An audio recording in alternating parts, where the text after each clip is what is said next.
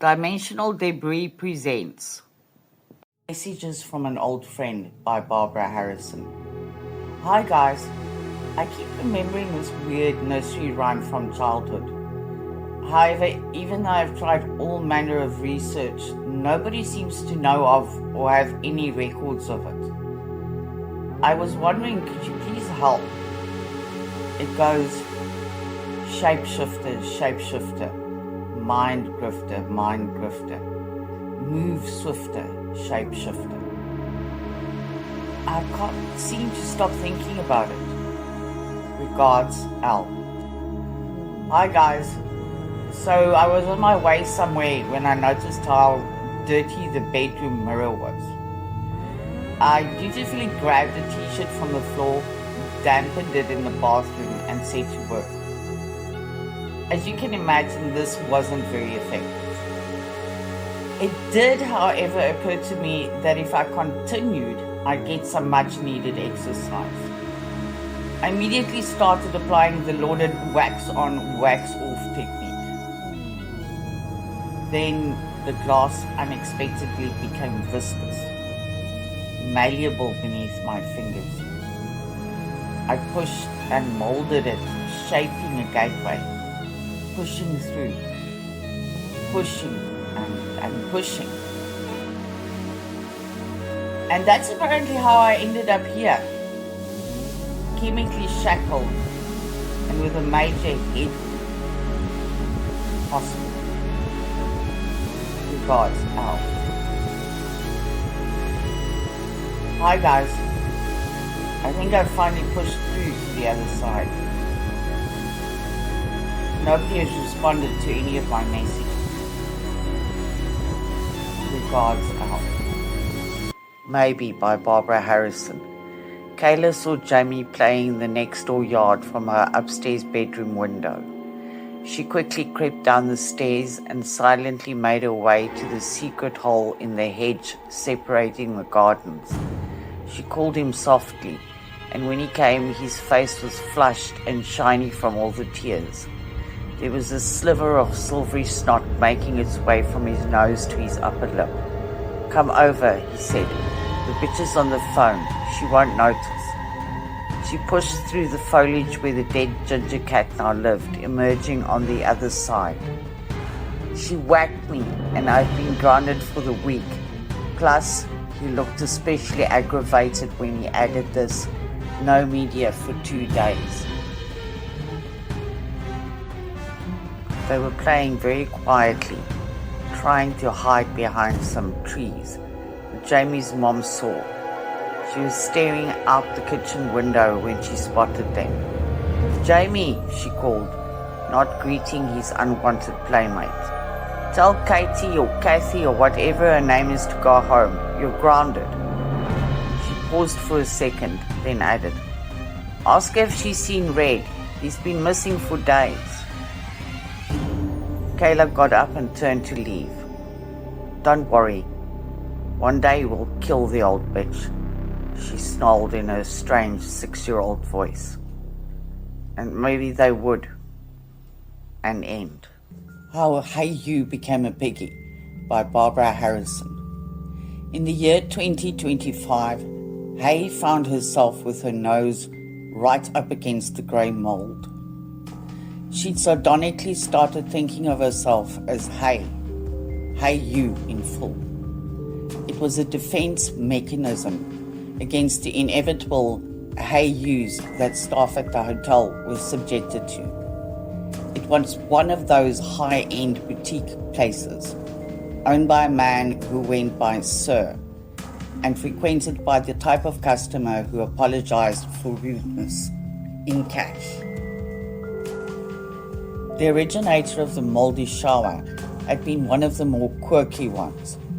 That is, he'd taken up permanent residence in the wedding suite, but refused all assistance apart from room service.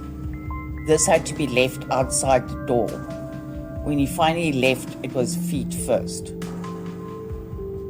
The place was in a horrendous state.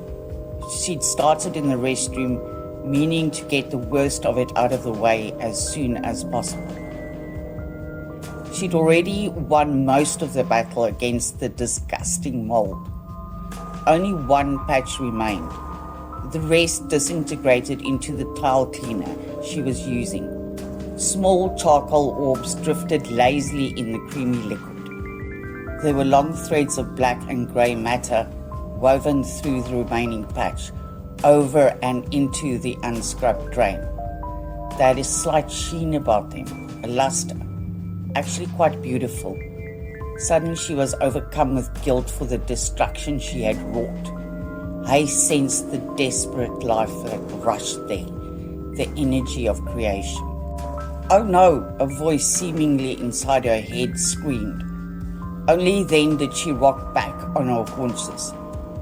Thank God for the extra PPE, she thought. She borrowed the personal protective equipment from another student at the college where she was doing an after-hours course in home care for the elderly. That was also where she'd heard about the mold. One of the hotel managers, who also worked for the man who went by Sir, had handed her a pair of gloves and a cotton mask the previous day on informing her of the wedding suite cleanup. It was clearly inadequate, but she was already late for class, so she'd taken off without a word.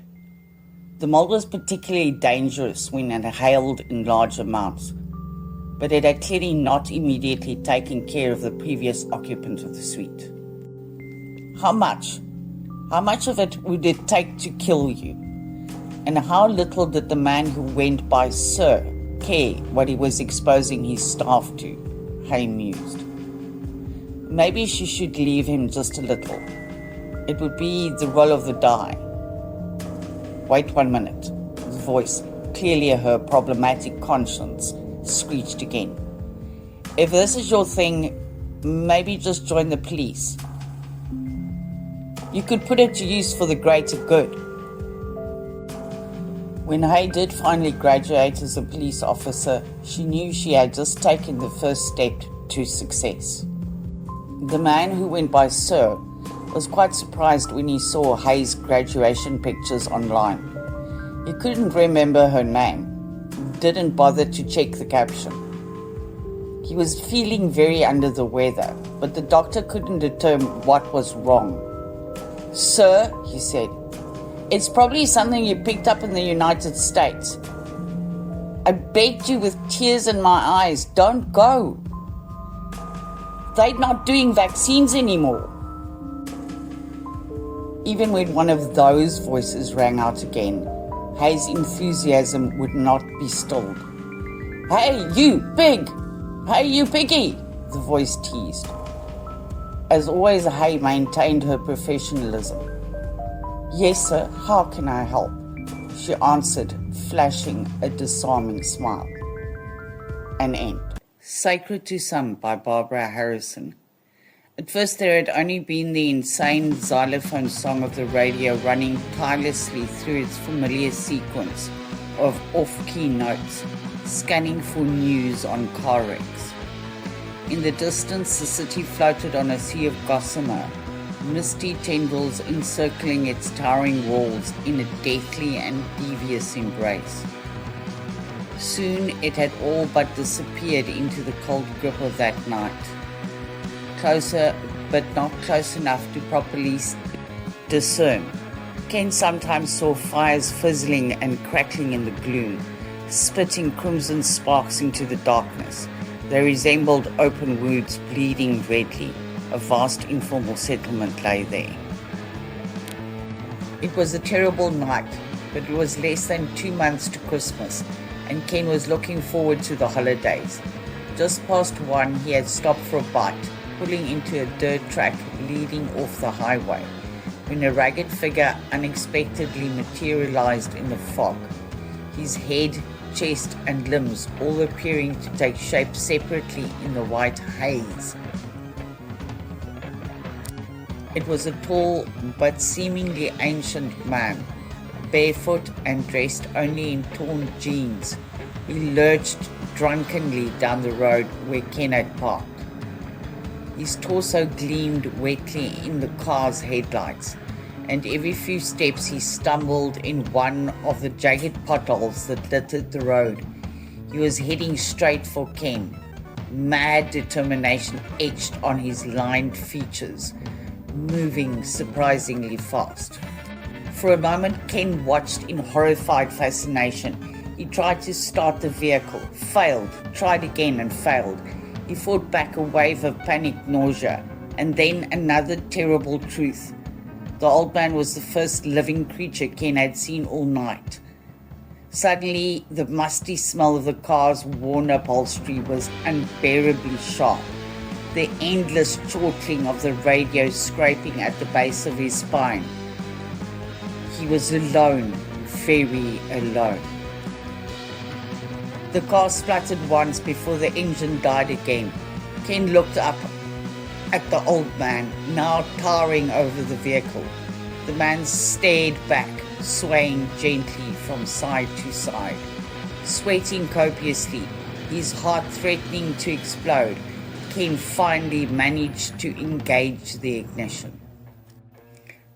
"Beware," the old man roared, his impossibly low-pitched voice sending ripples of movement through the fog. "Beware."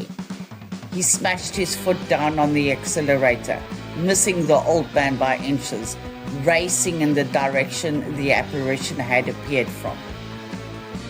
Unexpectedly, the radio was crackling to life and continued crackling, making the message almost indiscernible. A warning. Expect. Beware. Beware. The radio went dead again.